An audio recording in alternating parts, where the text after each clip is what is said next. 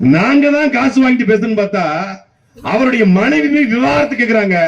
கன்ஃபார்மா தெரியுது சங்கீதாக்கு பின்னாடி திமுக இருக்குன்றான். உங்க பொண்டாட்டிய கூட உன்னால வச்சுக்க முடியும்னா நீ என்ன தலைவன் கேட்டோம், பதில் இல்ல.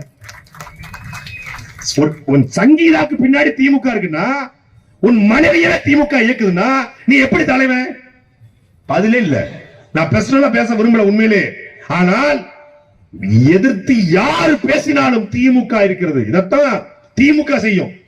நாங்கள் திமுக வைத்து கழிக்கிட்டா பிஜேபி பி டீம், நாம் தமிழர் கட்சிக்கு வாக்கு செலுத்தினா பிஜேபி உள்ள வந்துரும். இவர்கள் சங்கிகள், ஆர்எஸ்எஸ் கைகூலி. பாத்தீங்களா, ரஜினிகாந்த பாத்துட்டாங்க சங்கின்ட்டாங்க. அப்ப ரஜினிகாந்த உங்க அப்பா பிறந்த நாள் கூட்டு வச்சு பேசுறீங்களா? அப்ப நீங்க சொங்கியா?